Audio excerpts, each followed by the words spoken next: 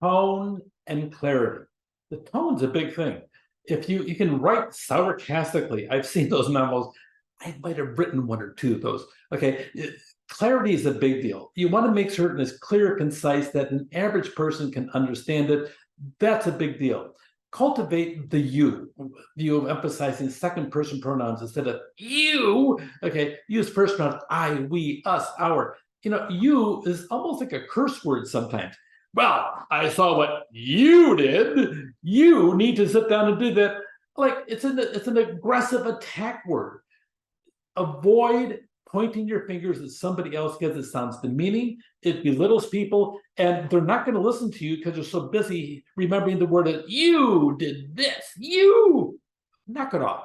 Okay, so make certain you have that viewpoint of I, we, let's all do this together. Okay, you phrasing is more effective than we phrasing, and the you phrasing, it sounds almost funny because of the fact I'm trying to say, don't say you, and you're saying you phrasing.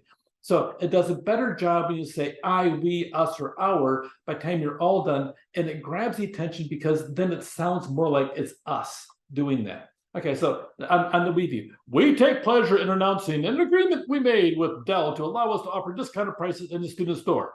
Not, I have a few questions in which I would like feedback. Okay, those are really difficult.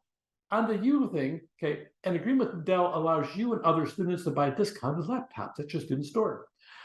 Instead of, I have a few questions in which I like feedback, because your feedback is important, please tell us your thoughts. It's so much nicer. You're just being nice to somebody. Focus on the audience benefits. Did you see this over here? Because your feedback is important. Tell us your thoughts.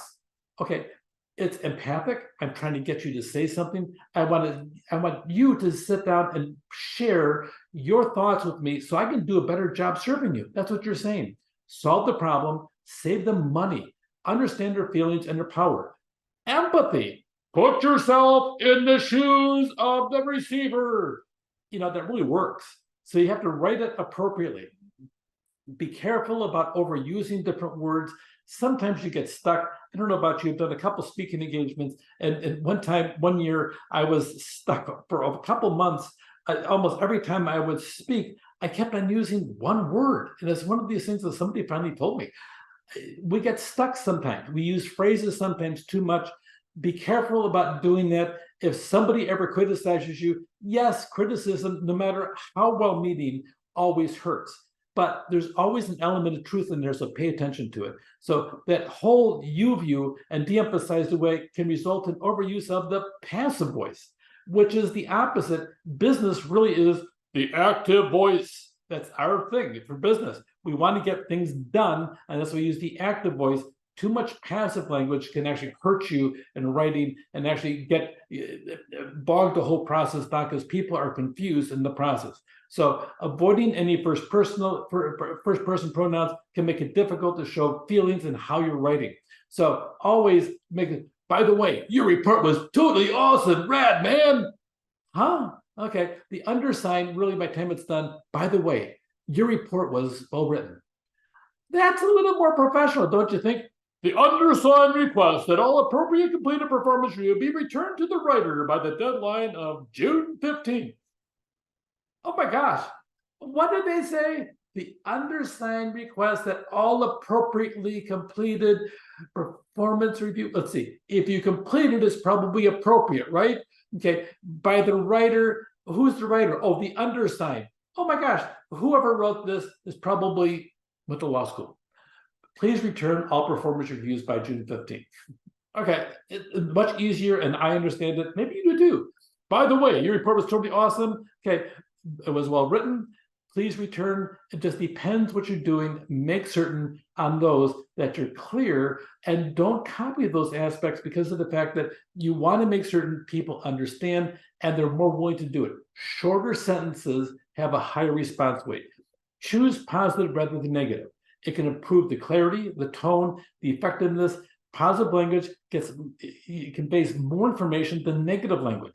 When you say something negative to somebody, they focus in on the negative and they drill down into it, think, oh, and they're so focused on that, they won't listen to anything after that. Positive message, uplifting, pleasant to read. Positive language helps the writer avoid those negative words. Here's a couple of things. You overlooked, you're careless. You state that, but I don't believe you. Those are the hidden messages that are out there. You failed to, what were you thinking?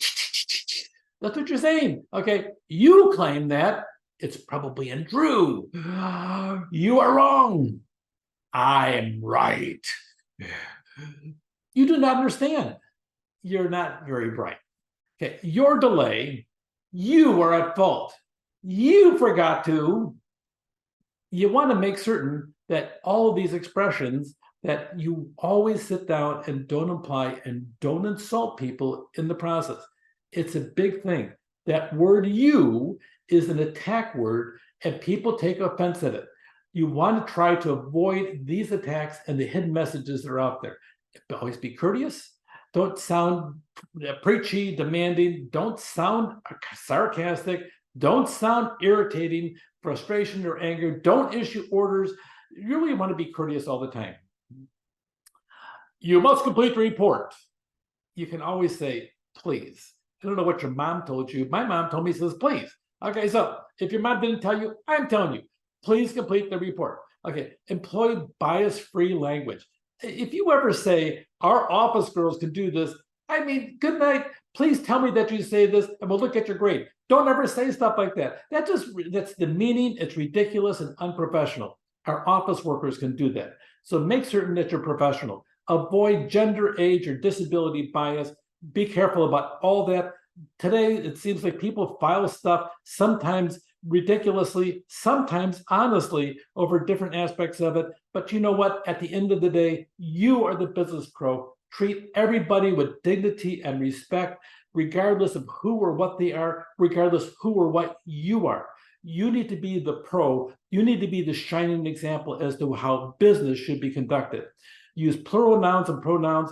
Avoid making certain that you're trying to make certain you have gender-free. I was working with an attorney on a different topic just recently, and he says, dear gentle persons, like, how much more can you get? It's kind of like, it's so not attacking, and he's a lawyer. It's like one of those bulldog lawyers. So for him to say that, I chuckled when I first saw that. Okay, avoid the his, her option. Okay, and make certain you're always avoiding anything referring to age or disability.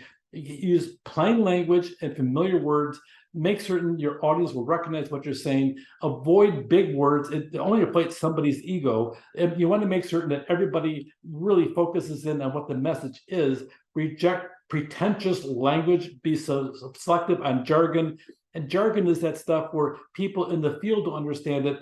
Anybody that picks up your memo, your writing, or read your email or your text should be able to try to understand what you just said. Use precise, vigorous words, strong words, specific nouns. It really gives them more information and keeps them interested. Make certain your tone makes your stuff really interesting by the time you're done and the reader sits there and does it and wants to do it. Use a thesaurus sometimes to expand your word choices and vocabulary. Make certain you can always toss in a 7-syllable word if you want to, but the reality is try to find different ones and try not to use the same ones over and over again. Make certain that your writing, your verbal communication, your texting, your whatever you're doing on social media has a good, crisp tone to it, and it's clear to everybody. Tone and clarity. Take care.